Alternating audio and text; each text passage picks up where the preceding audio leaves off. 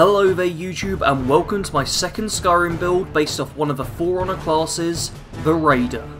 Unlike most of my builds, this one works as a pick up and play build, but you can start at level 1 with no major drawbacks.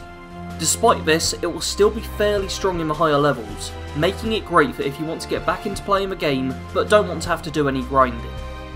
The Raider grew up in the cold northern lands of Skyrim. He was a Nord through and through, living on a farm and helping to provide for those around him.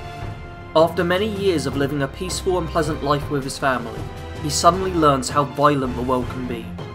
A group of bandits attack the farm in the middle of the night, throwing torches on his home and setting a wildfire to consume everything in its path. He and his father scared off the raiding bandits, but all of their crops were destroyed, leaving them with nothing to last them the coming year.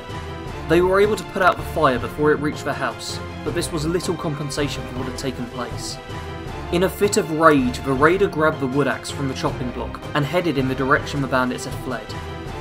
It wasn't long before he found their camp and charged in headstrong. Despite not having any real combat experience, he carves the first bandit in two, using the great strength he has developed from years of working the land. The rest of the bandits had been drinking heavily and didn't seem to realise that one of their own had been butchered. Using the element of surprise to his advantage, the Raider charged at the next closest bandit, cutting him down and moving immediately on to the next. At this point, the other bandits had readied their weapons and were prepared for the Raider to fight them. The fury of his attack had let the Raider tear apart half of their number, but now he was facing 3 enemies who had almost certainly killed before. Readying himself for attack, he raised his axe and bellowed forth a deafening battle cry. This worked surprisingly well, making one of the bandit trio flee immediately, and turning the other two to look at their fleeing companion.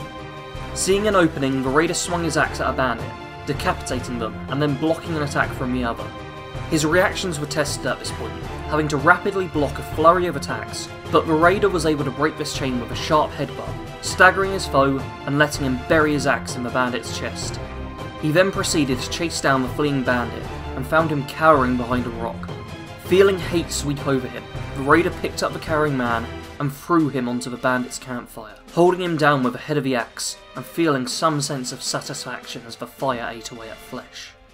After this, the Raider continued to help his family's farm, but focused more on tracking down bandits around Skyrim and stopping them from preying on the weak. After returning from one such attack on a bandit camp, he is caught in the ambush at Darkwater Crossing and carted off to be executed at Helgen. The main skills of this build are two-handed and block. Two-handed will let you deal plenty of damage, and you will want to prioritise the Barbarian perk over all others. In addition, all the other relevant two-handed perks do help out the character, be it through damage over time or a reduction in stamina cost. The block skill is great for drawn-out fights with powerful enemies, as it allows you to mitigate damage, something that is essential for this build as you don't have a great armor rating.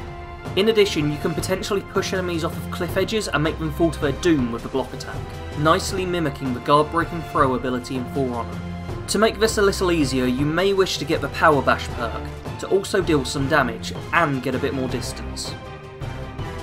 The additional skills of this build are light armor and alchemy. The majority of our armor falls into the light armor category, and the higher this skill, the higher our armor rating.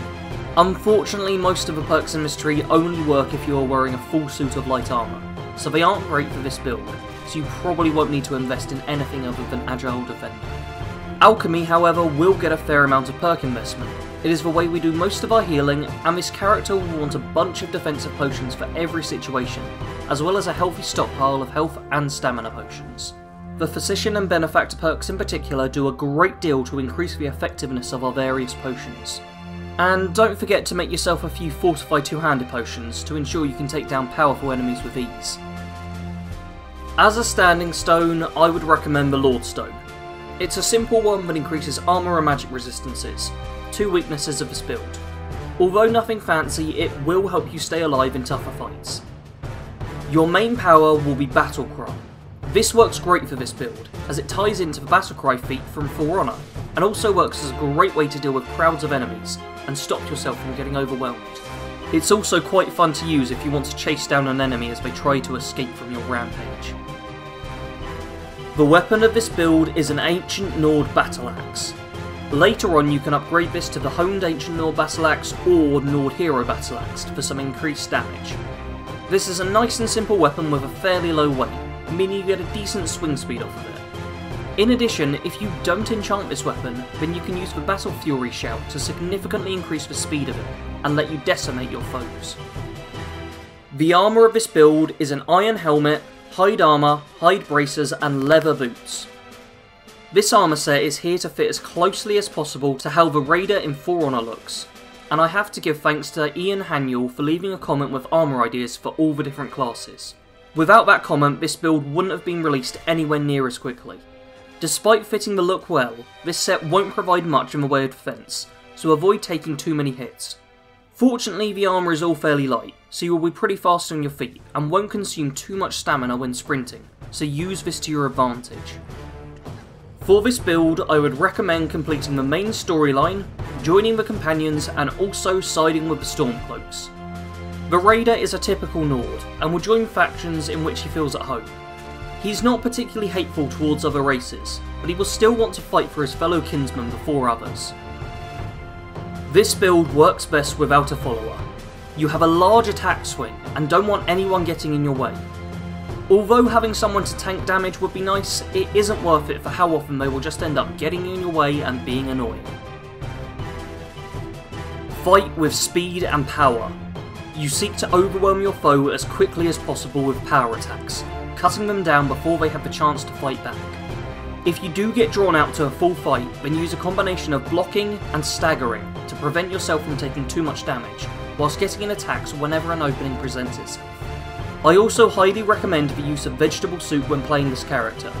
The ability to use infinite power attacks is incredibly helpful to dealing with dragons, and makes this build so much more powerful. I hope that you all enjoyed this build. As you may have noticed from the video, it can be played straight from leaving Helgen.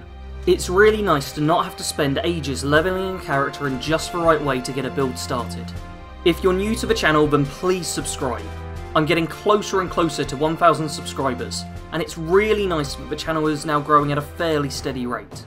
Don't forget to leave a like and a comment if you enjoyed the build, and if you want to watch something else then click on one of the on-screen links.